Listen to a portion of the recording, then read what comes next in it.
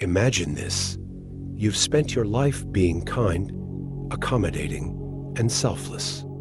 You've said yes when you wanted to say no, swallowed your anger to keep the peace, and buried your desires to avoid conflict. Yet, instead of feeling fulfilled, you're exhausted, resentful, and invisible, even to yourself. How can something as virtuous as being nice lead to such quiet despair? What if your goodness is not a strength but a trap? What if the very thing you thought made you moral is the reason you feel so hollow? The truth is darker than you think, and it begins with the question, why does being nice hurt so much? The answer lies in the shadow of niceness, a mask worn not out of genuine compassion, but fear.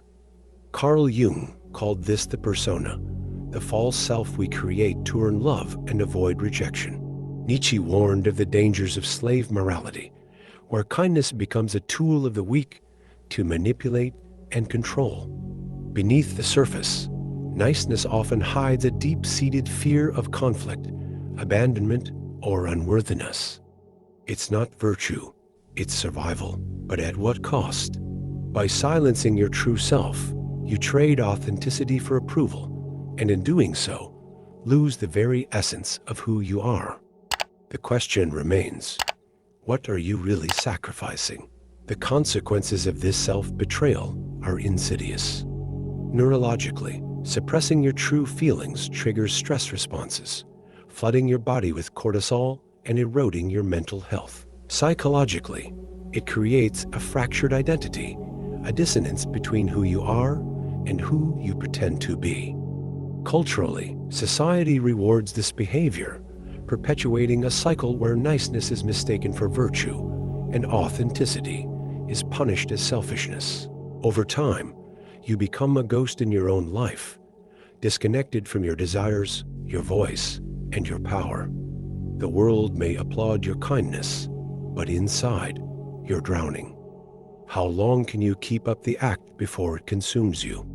Breaking free begins with a radical act, reclaiming your right to say no. Nietzsche's concept of the Bermensch, the self-overcoming individual, offers a blueprint.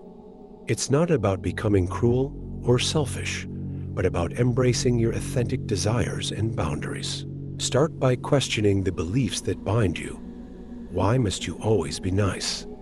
Who taught you that your worth depends on others' approval? Practice small acts of rebellion. Speak your truth, even if your voice shakes. Surround yourself with those who value your authenticity, not your compliance. This is not selfishness. It's self-respect. Are you ready to stop being nice and start being real? The ultimate truth is this: niceness, when rooted in fear, is not kindness, it's self-abandonment. True kindness begins with self-compassion, the courage to honor your needs and boundaries. Viktor Frankl once wrote, "Between stimulus and response, there is a space. In that space is our power to choose our response. That space is where your freedom lies." By embracing your shadow, your anger, your imperfections, you reclaim your humanity. You realize that you cannot truly love others until you first love yourself. The choice is yours. Will you continue to shrink, or will you step into the fullness of who you are? The world doesn't need your niceness. It needs your authenticity.